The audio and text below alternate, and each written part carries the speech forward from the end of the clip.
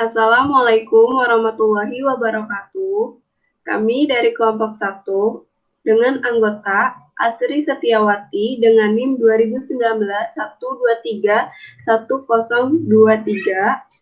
dengan Dini Nuraini dengan NIM 2019-123-1019, dengan Rinka Oktaviani dengan NIM 2019-123-1030 akan mempresentasikan mengenai chapter 16, efek dilutif dan laba per saham. Next.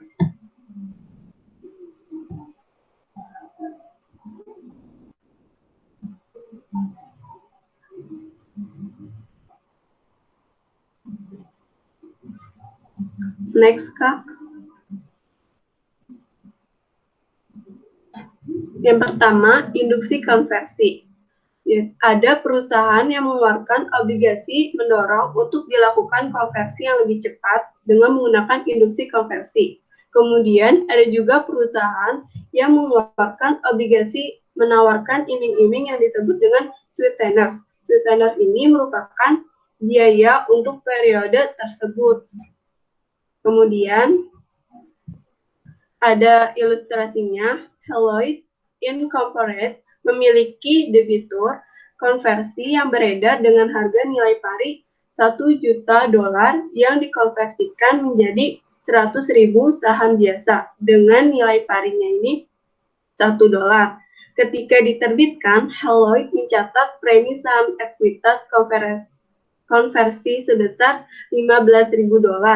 Haloid ingin mengurangi biaya bunga tahunannya. Untuk itu, Haloid setuju untuk membayar kepada pemegang debitur konversi tambahan sebesar $80.000 jika mereka setuju dengan mengasumsikan konversi yang dilakukannya.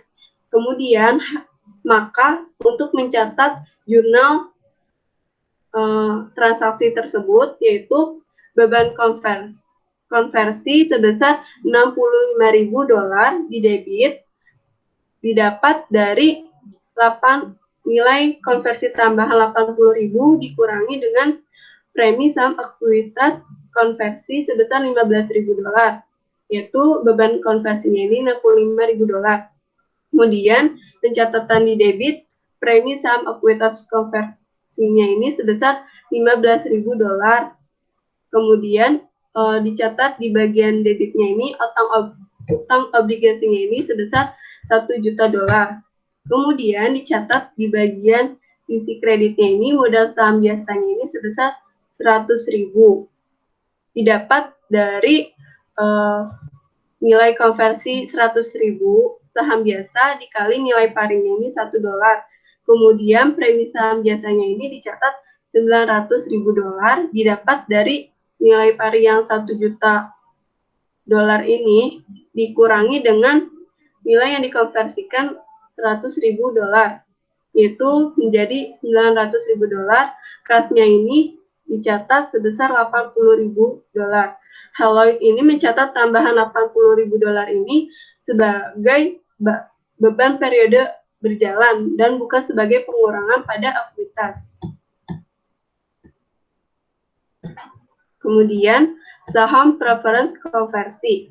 Saham preference konversi adanya pemilik saham preference untuk mengkonversi menjadi saham biasa. Saham preference konversi juga dilaporkan sebagai bagian dari ekuitas. Kemudian, bila saham preference dikonversi atau dilunasi, maka tidak dicatat adanya laba rugi konversi atau pelunasan. Ada ilustrasinya, yaitu Morse Company menerbitkan 1.000 saham preference konversi yang memiliki nilai pari $1 per saham. Saham tersebut diterbitkan dengan harga $200 per saham. Maka untuk jurnal pencatatan transaksinya ini, yaitu kasnya ini di bagian debit besar $200.000 didapat dari 1.000 dikali 200.000 per sahamnya. Kemudian di bagian kreditnya ini dicatat modal saham preferensi ini 1.000 didapat dari 1.000 dikali $1 per sahamnya ini didapat dari nilai parinya. Kemudian dicatat di bagian kreditnya ini premi saham ekuitas konversinya sebesar $199.000. Next, Kak. Kemudian dari soal tersebut ada lanjutannya. Jika diasumsikan bahwa setiap saham dikonversi selanjutnya menjadi masing-masing $25 per saham biasa dengan nilai pari $2 yang memiliki nilai wajar sebesar $410.000. Maka untuk jurnal pencatatan konversinya ini sebagai berikut, yaitu di bagian debitnya ini modal saham preferensinya ini 1.000 didapat dari jawaban yang soal di awal tadi. Kemudian dicatat juga premi saham ekuitas konferensi yang tadi $199.000. Kemudian di bagian kreditnya ini dicatat modal saham biasanya ini 1.000 dikali 25 dikali $2, yaitu hasilnya 50.000. Kemudian premi saham biasanya ini sebesar 150.000. Next, Kak.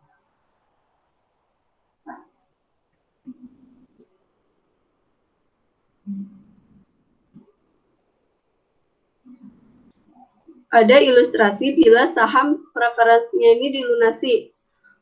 Merged Company menggunakan metode nilai buku dan tidak mengakui keuntungan atau kerugian. Nilai wajar dari saham biasanya ini diabaikan dalam perhitungan ini.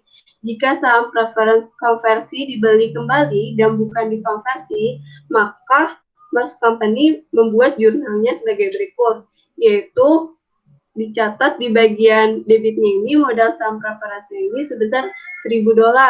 Kemudian untuk di debitnya juga ada premi saham ekuitas konversinya ini sebesar $199.000.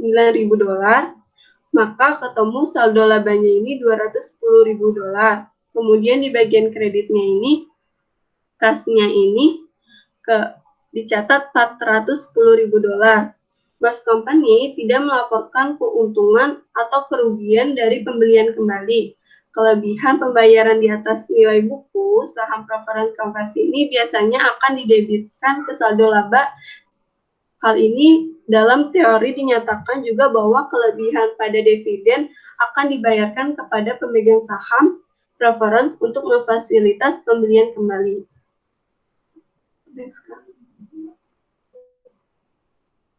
Waran saham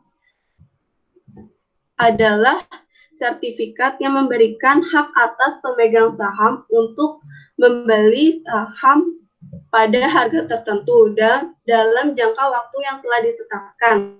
Hal ini mirip dengan hak istimewa konversi, karena jika waran dilaksanakan akan menjadi sebuah saham biasa dan memiliki efek dilutif. Efek dilutifnya ini merupakan nilai laba per saham yang dikurangi. Kemudian hal ini juga mirip dengan konversi pada obligasi. Konversi yang membedakannya hanyalah substansialnya antara efeknya.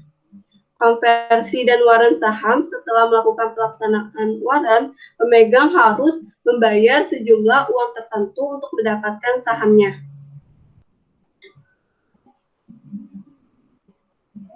Dalam penerbitan waran atau opsi untuk membeli saham tambahan biasanya timbul dalam 3 situasi. Yang pertama, ketika mengeluarkan berbagai jenis efek seperti obligasi atau saham preference.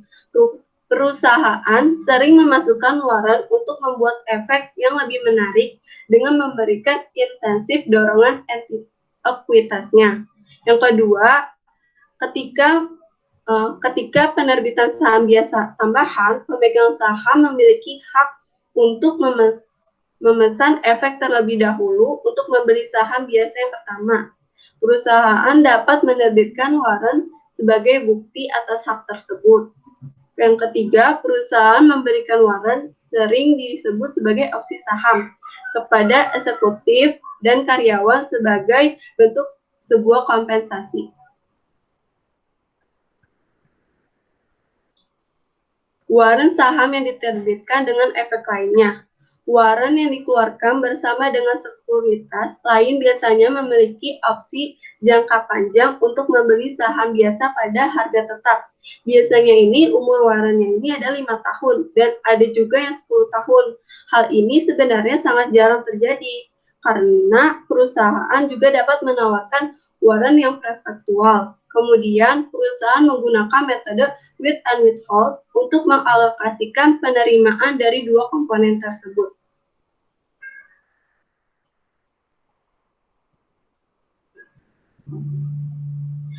Di sini ada ilustrasinya, dia menggunakan metode with and withhold. Pada suatu waktu, AT&T Amerika Serikat menerbitkan obligasi dengan warren yang dapat dilepas selama 5 tahun untuk membeli satu saham biasa dengan nilai parinya ini $5 seharga $25. Pada saat itu, satu saham biasa dari AT&T dijual sekitar $50. Warren ini memungkinkan AT&T memberikan harga penawaran obligasi tersebut pada nilai pari dengan yield sebesar 8%. Ini sedikit lebih rendah dari tarif yang berlaku pada waktu itu. AT&T mampu menjual obligasi dengan warren seharga 10.200.000. Untuk mencatat hasil dari penjualan ini, AT&T menggunakan metode with and withhold. Dengan menggunakan pendekatan ini, AT&T menentukan nilai sekarang arus kas masa depan yang terkait dengan obligasinya, yaitu sebesar $9.707.852.000. Kemudian mengurangi jumlah tersebut dari yang $10.200.000 untuk menentukan komponen pada ekuitasnya. Penentuan komponen ekuitas dengan menggunakan metode with and withhold. Maka jawabannya nilai wajar obligasi, selanjutnya akan dibacakan oleh Dini. Selanjutnya saya akan melanjutkan dari Rinka. Untuk jawabannya terdapat nilai wajar obligasi dengan warren sebesar $10.200.000 didapat dari soal, sudah ada di soal. Kemudian dikurangi nilai wajar komponen liabilitas pada tanggal penerbitan sebesar $9.707.852 dan sudah ada di soal. Kemudian akan setelah dikurangi yang $10.200.000 dikurangi $9.707.852, maka akan ditemukan komponen ekuitas pada tanggal penerbitan sebesar $492.148. Nah, dalam situasi ini obligasi dijual sebesar diskonto. AT&T mencatat penjualan sebagai berikut. Di debit terdapat kas sebesar $9.707.852 dan pada kredit terdapat utang obligasi sebesar $9.707.852. Dan selain itu, AT&T menjual warren yang dikreditkan ke premi saham, warren saham. Dengan demikian, jurnalnya sebagai berikut.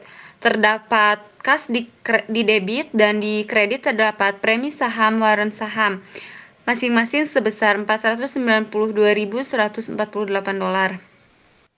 AT&T dapat menggabungkan jurnal jika diinginkan. Di sini, kita menunjukkannya secara terpisah untuk menyajikan bahwa pembelian obligasi tidak hanya membeli obligasi, tetapi juga bisa mengklaim saham biasa di masa depan. Next.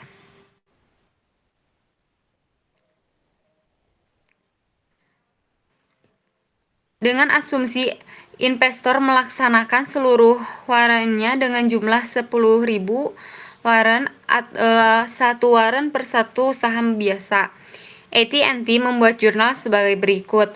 Terdapat kas di debit sebesar 250.000 didapat dari 10 juta didapat dari 10.000 dikali $25, maka didapat 250.000.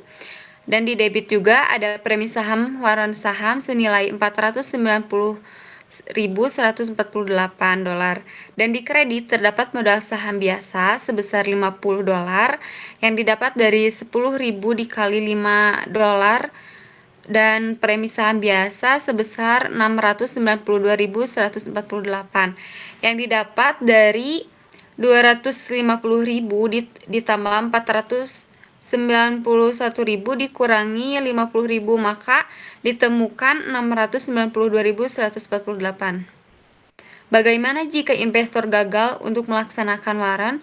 Nah, maka dalam contoh ilustrasi ini AT&T mendebitkan premi saham waran sebesar 492.148 dan mengkreditkan premi saham waran saham kadaluarsa dengan jumlah nilai yang sama.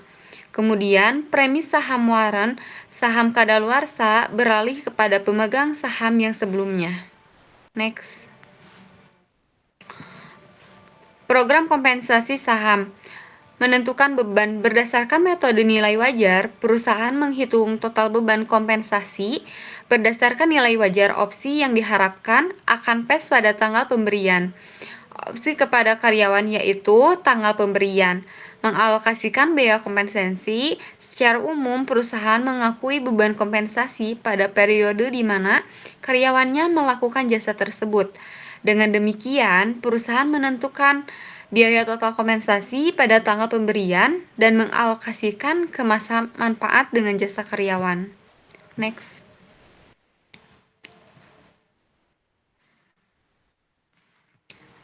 Contoh kompensasi saham. Contoh ini akan membantu menunjukkan akuntansi untuk program opsi saham. Asumsikan bahwa pada tanggal 1 November 2010, pemegang saham Can Company menyetujui program untuk memberikan opsi kepada 5 eksekutif perusahaan untuk membeli 2.000 saham di mana masing-masing saham biasa dengan nilai pari 100 perusahaan memberikan opsi pada tanggal 1 Januari 2011. Eksekutif dapat mengeksekusi opsi setiap saat dalam 10 tahun ke depan. Opsi harga per saham adalah 6.000 dan harga pasar saham pada tanggal pemberian adalah 7.000.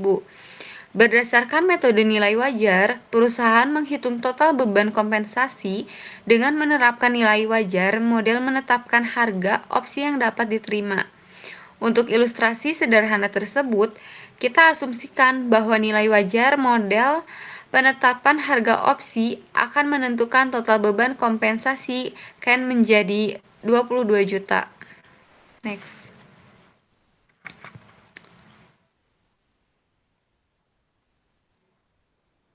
Untuk jurnal dasarnya, berdasarkan metode nilai wajar, perusahaan mengakui nilai opsi sebagai beban pada periode di mana karyawan melakukan jasa. Dalam kasus Can Company, asumsikan bahwa masa manfaat yang diharapkan adalah 2 tahun. Dimulai dengan tanggal pemberian, Can akan mencatat transaksi yang berkaitan dengan kontrak opsi ini sebagai berikut. Pada tanggal 1 Januari 2011 saat pemberian tidak ada jurnalnya. Nah, untuk mencatat beban kompensasi di tanggal 31 Desember 2019 terdapat beban kompensasi di debit dan premi saham opsi saham di kredit masing-masing sebesar 11 juta yang didapatkan dari 22 juta dibagi 2 itu yang dari 2 tahun. Nah, untuk mencatat beban kompensasi untuk 2012 pada tanggal 31 Desember 2011, di debit terdapat beban kompensasi dan di kredit terdapat premi saham opsi saham untuk masing-masing sebesar 11 juta. Seperti yang ditunjukkan, Can mengalokasikan beban kompensasi secara merata selama periode jasa 2 tahun. Next.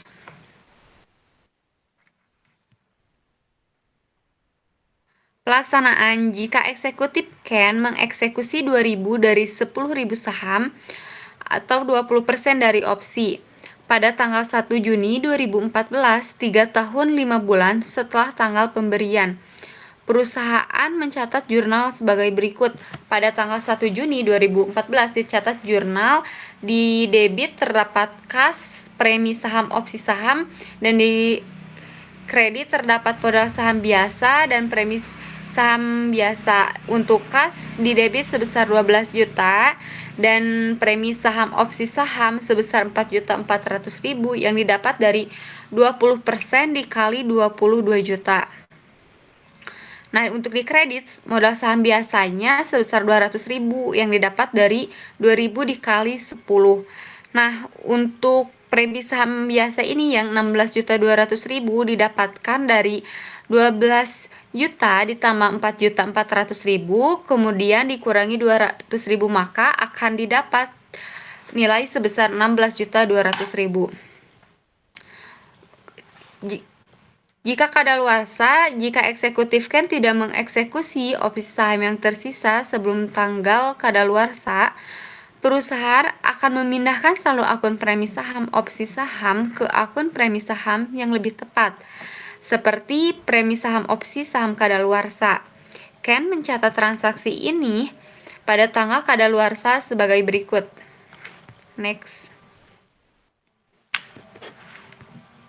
Pada tanggal kadaluarsa 1 Januari 2021 terdapat premi saham opsi saham di debit dan di kredit premi saham kadaluarsa masing-masing sebesar 17.600.000 yang didapatkan dari 22 juta dikali 80%, maka akan didapat nilai sebesar 17.600.000. Nah, untuk penyesuaian, opsi saham yang tidak dieksekusi tidak membatalkan permintaan untuk pencatat biaya jasa yang diterima dari eksekutif dan diatribusikan ke program opsi saham. Berdasarkan IFRS, perusahaan tidak menyesuaikan beban kompensasi pada saat berakhirnya opsi. Untuk saham terbatas, program saham terbatas mengalihkan ke karyawan tunduk pada kesepakatan bahwa saham tidak dapat dijual, dialihkan, atau dijanjikan sampai terjadi vesting. Next.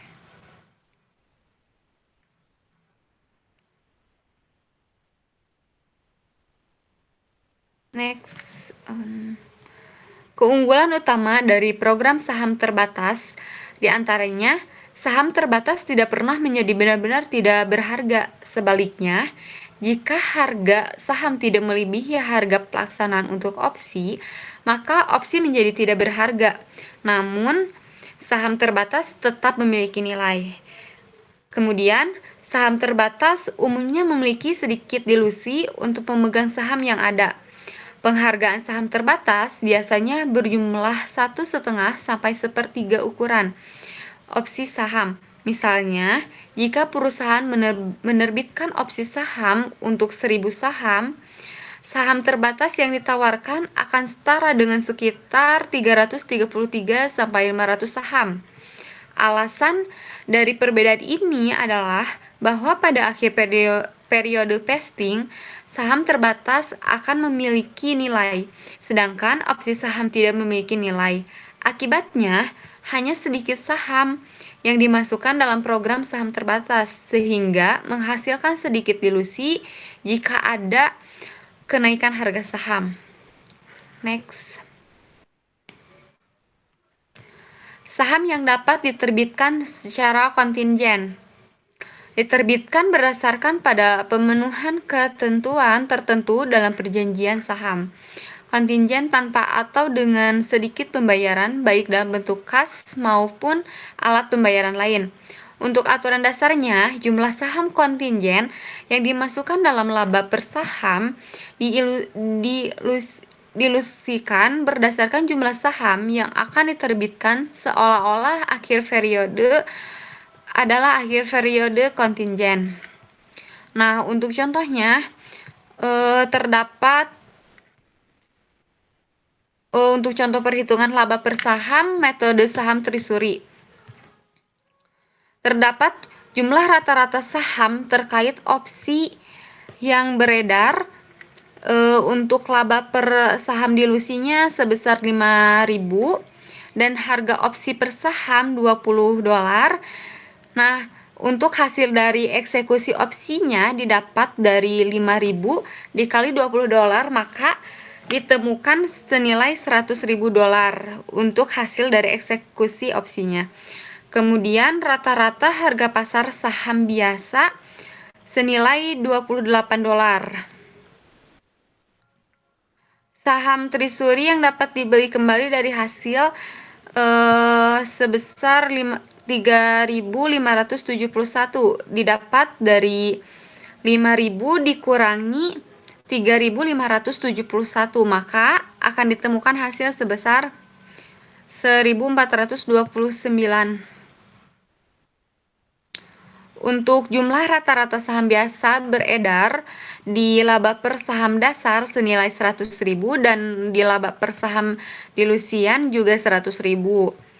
Nah, total dari jumlah rata-rata saham biasa yang beredar dan saham biasa potensial sebesar 100.000 dan untuk laba per saham dilusian sebesar 101.429.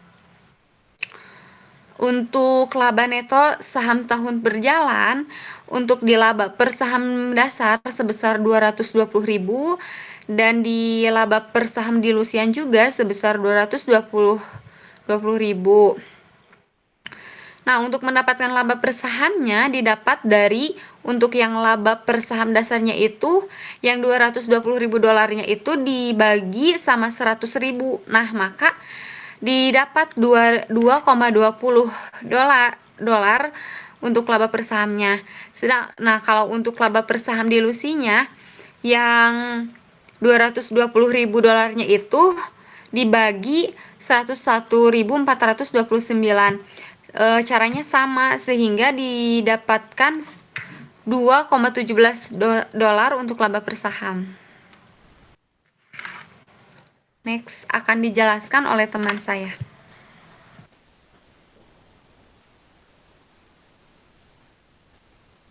Selanjutnya terkait tentang peninjauan kembali anti dilusi. Pertama yaitu menghitung earning per share. Langkah pertama yaitu tentukan efek berpotensi dilutif yang nyatanya bersifat dilutif dan anti dilutif. Lalu yang kedua, perusahaan harus mengecualikan efek yang bersifat anti-dilutif dan tidak dapat menggunakan efek tersebut untuk mengimbangi efek yang bersifat dilutif. Lalu, untuk utang konversi bersifat anti-dilutif, jika konversi dari efek menyebabkan laba saham biasa meningkat dengan jumlah yang lebih besar per saham biasa tambahan daripada laba per saham sebelum konversi. Lalu untuk penyajian dan pengungkapan RPS. Informasi yang harus diungkapkan antara lain sebagai berikut.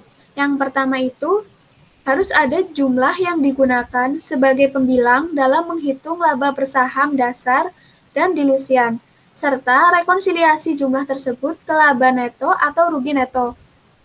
Lalu yang kedua, jumlah rata-rata tertimbang saham biasa yang digunakan sebagai penyebut.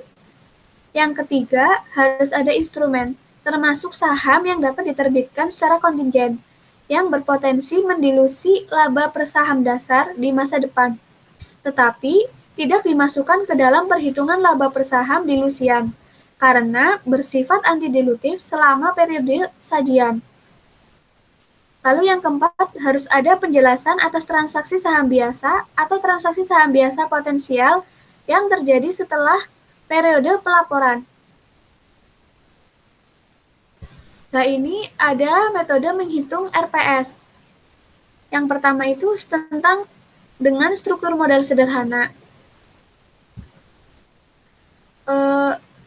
Jadi, kita rumusnya itu menghitung laba yang berlaku untuk saham biasa, yaitu rumusnya laba neto dikurangi dividen saham preferen. Lalu, kita menghitung dulu nih jumlah rata-rata tertimbang saham biasa yang beredar. Jadi, untuk menghitung struktur modal sederhana, RPS-nya yaitu rumusnya sama dengan laba yang berlaku untuk saham biasa dibagi dengan jumlah rata-rata tertimbang saham biasa. Lalu yang kedua, menghitung RPS dengan struktur modal kompleks. Jadi di sini ada dua nih, adalah laba per saham dasar sama laba per saham dilusian. Lalu kalau struktur modal kompleks itu pasti ada efek konversi sama opsi dan waran. Tuh, untuk mencari laba per dasar dulu nih, yang pertama rumusnya laba yang berlaku untuk saham biasa dibagi dengan jumlah rata-rata tertimbang saham biasa. Lalu kita mencari laba per saham dilusian, termasuk semua efek berpotensi dilutif. Lalu kita mencari efek konversi, dimasukkan jika bersifat dilutif. Selanjutnya opsi dan waran, dimasukkan jika bersifat dilutif. Lalu ke perjanjian penerbitan kontingen, dimasukkan jika bersifat dilutif. Jadi, rumusnya untuk RPS dengan struktur modal kompleks sama dengan laba yang berlaku untuk saham biasa disesuaikan untuk bunga atau setelah dikurangi pajak dan dividen saham preferen pada semua efek dilutif, dibagi dengan jumlah rata-rata tertimbang saham biasa, diasumsikan dilusi maksimal dari semua efek. Jadi di sini penjelasan terkait efek dilutif. Jadi kan kita ketika menghitung RPS kan rumusnya net income dibagi dengan jumlah saham biasa yang beredar. Kalau kan tadi jika ada convertible bond atau preferen, maka nanti akan ada potensi dikonversi. Nah, karena ada potensi dikonversi ini, maka nanti akan menambah jumlah saham yang beredar. Sehingga RPS-nya nanti akan mengecil, sehingga pembaginya nanti jadi lebih besar, yaitu jumlah saham biasa yang beredar tadi. Nah, inilah yang dinamakan dengan efek dilutif. Lalu, terkait dengan akuntansi untuk hak apresiasi saham. Apresiasi saham atau share appreciation adalah kelebihan dari harga pasar saham pada tanggal eksekusi melebihi harga yang telah ditetapkan sebelumnya. Lalu, akuntansi untuk hak apresiasi tergantung pada apakah hak-hak yang diklasifikasikan sebagai basis ekuitas atau liabilitas. Lalu, jika berbasis ekuitas, akuntansi sama dengan yang digunakan untuk opsi saham. Jika berbasis liabilitas, perusahaan akan menghitung beban kompensasi setiap periode dan mengalokasikannya selama periode jasa dengan menggunakan pendekatan presentasi. Di sini ada contoh perhitungan tentang beban kompensasi hak apresiasi saham. Ini bisa dilihat ya di sini.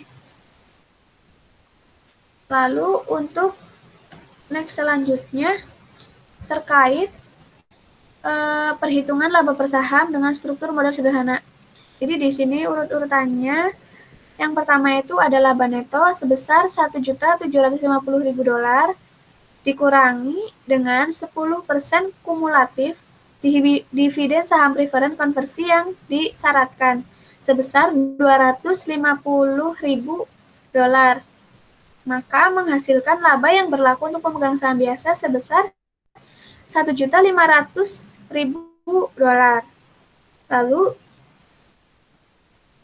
Lalu dibagi dengan jumlah rata-rata tertimbang saham biasa yang beredar sebesar 500.000. Maka dihasilkan laba per saham biasanya sebesar $3. Jadi, hal-hal yang harus diperhatikan terkait perhitungan di atas. 1. Ketika saham preferen adalah kumulatif, perusahaan mengurangi dividen saham preferen untuk mendapatkan laba yang berlaku untuk saham biasa, apakah dividen diumumkan atau tidak.